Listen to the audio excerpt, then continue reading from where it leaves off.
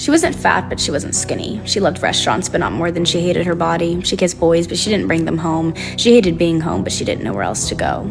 She wasn't shy, but she hated small talk. She craved deep conversations, but would never open up. She hated living, but she didn't want to die. She loved laughing, but not as much as she needed to cry. She wasn't a bad person, but she didn't feel good. She was always there for others, but herself never understood.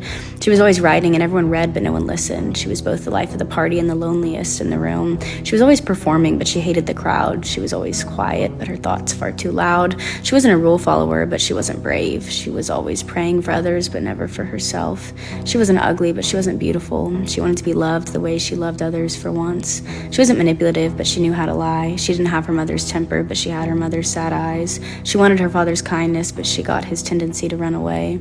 She was always apologizing, but she never forgave herself. She was always running, chasing, seeking for something she couldn't grasp, always hungry, longing, itching for something she couldn't name, always bleeding, rotting, screaming for something to dull the pain, but no one saw, so you couldn't blame the world for ignoring the girl.